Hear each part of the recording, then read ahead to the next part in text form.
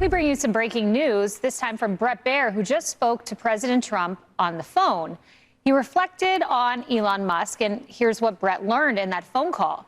Trump is not. All right, this is going to be a fun video for a few reasons. First of all, Fox News just dropped a breaking news update regarding Trump and how he's feeling about the Elon Musk blowup in this current moment. He's basically saying Elon has effing lost it. We'll get there. I also want to talk about the repercussions of this bill and of some of the corruption that's still going on behind the scenes. It's a lot of fun to watch Elon and Trump feud, but there's a lot of serious stuff that we have to cover. With all of that being said, let's jump in with some of the more unserious stuff, because Steve Bannon, notorious shit stirrer and the chief strategist for Trump during his first campaign and his first term, is now taking this nuclear. Steve Bannon said on his show, quote, "President Trump should act immediately. If Elon's threatening to pull a major program from SpaceX, Trump should sign an executive order tonight under the Defense Production Act. SpaceX should be seized by the U.S. government before midnight." You know, it's funny because now we're watching the fascists kind of try to out-fascist each other.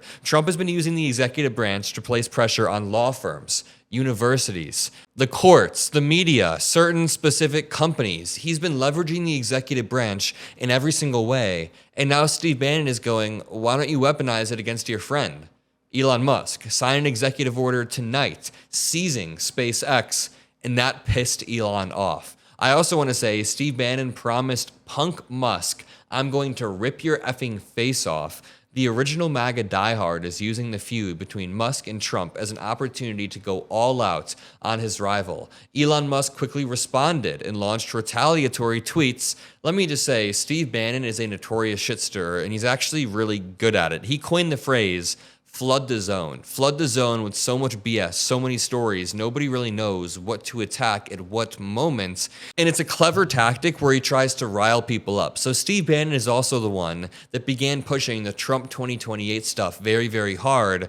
And I largely think it's because he wants to distract everybody while Trump is doing this crazy stuff behind the scenes. Steve Bannon says inflammatory stuff to distract. Elon Musk then hits back and calls Steve Bannon the R word. Bannon is peak retard, he says. Bannon is peak retard. Bannon is a communist R word. Bannon is an R word. Over and over and over, Elon Musk decides to act like an absolute infantile child who's growing up in the 80s and calls Bannon a slur over and over and over. And just to get serious for 1 second, I know it's fun watching Trump and Elon go at each other's necks and try to expose each other, but there is still a lot of serious stuff going on behind the scenes. I mean, the Trump admin is trying to punish political opponents on a daily basis. They're still trying to pass that big ugly bill. Hell, even this week, House Republicans held the secret hearing called NGOs Gone Wild, where they essentially were trying to smear and derail the work of the 1.5 million nonprofit organizations that help homeless shelters, libraries, churches. What happens when one administration begins to politically target NGOs and they're Republican, and then the next administration continues that slippery slope and attacks churches? We don't want this to happen, and it is vital that you support your local nonprofits. It doesn't matter if you're a Republican or a Democrat. We should be supporting nonprofits and pushing back against executive overreach. Back to the video. I just want to make sure that we're still talking about serious stuff while covering some of the feuds. I think that's very, very crucial that I'm using my platform to talk about the attacks on NGOs or universities or law firms. That being said, let's watch what Fox News is covering, their breaking news alert with Donald Trump. We bring you some breaking news, this time from Bret Baier, who just spoke to President Trump on the phone. He reflected on Elon Musk, and here's what Bret learned in that phone call. Trump is not interested in talking to Elon. Trump is not worried about threats of a third party. Now, that comes because Elon Musk tweeted this. He put up a poll and he said, "It is time to create a new political party in America that actually represents the 80% in the middle." He asked that as a question of his followers. So he asked about a potential third party. President Trump says he's not worried to Bret Baier. And Elon Musk's followers said about 80% to 20% that he should start a new party. Now, Elon has always run polls on Twitter and then not followed through, but I could see him leveraging his wealth to actually try and make this happen. He also sent out this really crazy villainous tweet. He said, Essentially, I'll be around for the next 40 years. Trump only is in power for 3.5 years. Think about that. And it's like, what is he? He's just basically saying he has 40 more years of power to consolidate. President Trump also pointed to his favorable polls and his strong support among Capitol Hill Republicans. Noteworthy, Elon Musk called for constituents to call congressmen and women. Whether those calls have materialized, I've seen reports that they have not. Would also note, underscoring President Trump's point, he's ahead in the Real Clear Politics average of Obama and Bush at this point in the second term. And finally, not true. A direct quote from Brett Baer from President Trump. The quote from President Trump is this: Elon has totally lost it.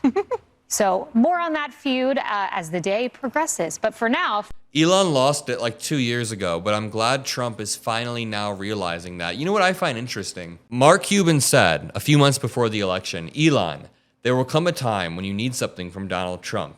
You will think you have earned the right to ask and receive. You have been a loyal, faithful soldier for him. You have supported him politically with tens of millions of dollars. Then, at the point you need him the most, you will find out what so many before have learned. His loyalty is only to himself. Very prescient from Mark Cuban right there. Very, very well said, because at the end of the day, Trump is incredibly transactional. You know, Trump always used to say in his first campaign, I can't be bought. I can't be bought. And that's not because Trump won't accept the money.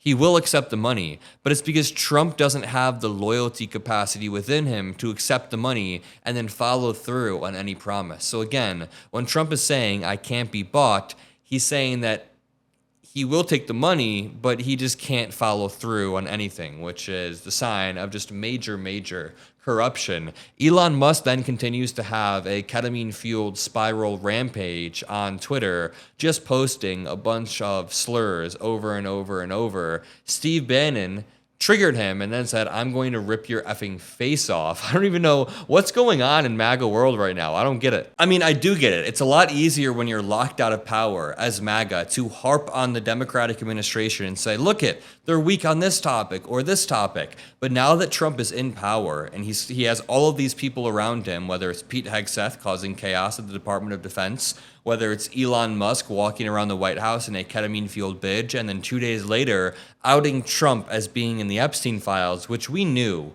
Obviously, we knew this. That was something people kept tweeting and sending to me like, Adam, is this really new information? It's not, but the circumstances of Elon Musk tweeting this out 2 days after being in the admin, in 1 month after getting access to all this top secret data, it's a very, very interesting inflection point for the administration, and Trump is obviously incredibly pissed off. I will say, Trump has been somewhat, reeled in compared to what you'd expect. And here's what I'm trying to say. Yes, Trump did threaten to nuke some of Elon's contracts, but Elon is the one who's largely going on the ketamine-fueled rampage. Elon Musk has tweeted over 100 times the past 24 hours. Meanwhile, Trump has sent out 1 or 2 meek posts. So he doesn't really seem to know what to do. He doesn't want to bring attention to this, and I'll leave it at that. Remember, this bill, we cannot allow it to pass. We have to keep pushing back. Call your senators, call your congressmen. That's one thing Elon Musk was right about. Lobby against this bill. Love you all. See you in the next video. Peace out.